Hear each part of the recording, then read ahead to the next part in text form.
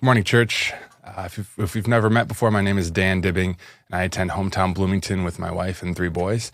And to start off this morning's devotional, I want to read the memory verse for this week. This is Romans 5. It's verse 17. It says, "The sin of this one man, Adam, caused death to rule over us. But all who receive God's wonderful, gracious gift of righteousness will live in triumph over sin and death through this one man, Jesus Christ."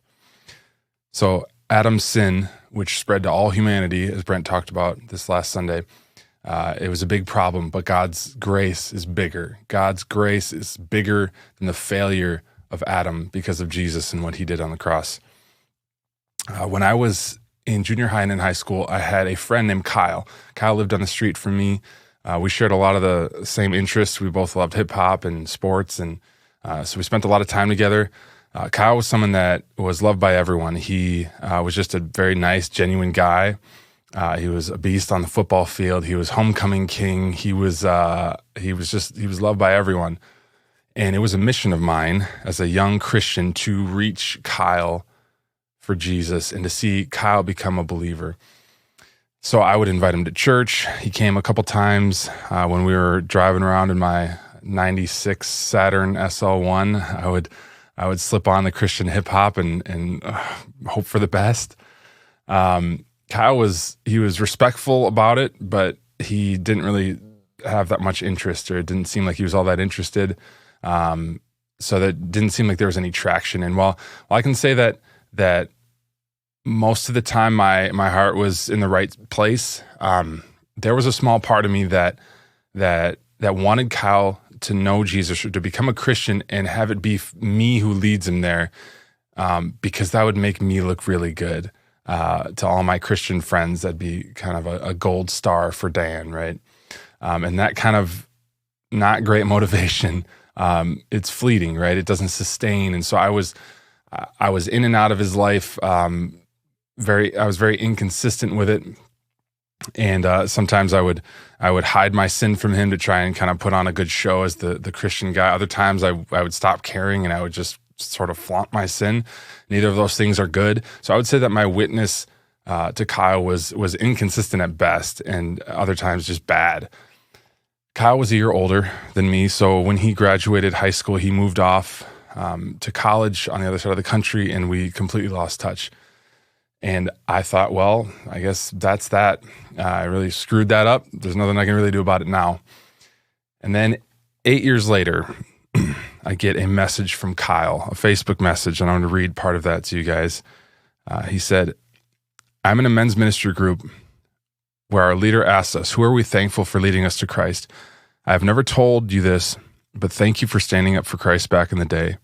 Your influence of Christ was my first experience of him. I had a lot of bad influences around me back then, and I chose to partake in a lot of sin.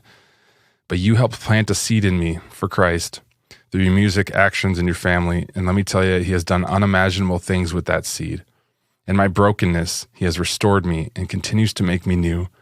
And it's because of his works that I have reached my mountaintop experiences with him." Now, this was an overwhelming message to receive. For one, this was the first time I'd ever even heard that Kyle was a believer now. I had no idea. And it was humbling that I was even a part of it at all, because I thought that I blew it. And to be honest, I kind of did blow it.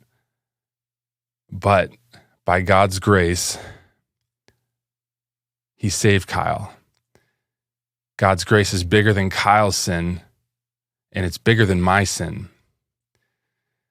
And while God's grace in the same moment saved Kyle, it's also growing me as a believer, as a reminder that it's not about me. It's not about my efforts. It's not about how I perform as a Christian. It's about Jesus. It's about the work that Jesus did on the cross. So that same grace covers Kyle, covers me. God's grace has the power to save, and it has the power to build up and to make us more like Jesus. And it's my hope and my prayer in these 40 days that however big we think God's grace is, that our perspective of it would grow a little bit. However big we think it is, it's bigger than that, right? Let me pray. God, we thank you just for your grace in saving Kyle, and your grace in saving me, and saving so many people that are listening to this message right now. God, we thank you that your grace not only saves us, but it grows us, and it's bigger than we could possibly imagine. God, I pray that in this 40-day journey, God, our faith would increase as we just gain a better understanding of just the magnitude and the power of your grace, that we would walk in freedom, knowing that it's not about our efforts, but it's about you, and it's about your love and your grace. Pray these things in your Son's name. Amen. Thanks, church. Have a good day.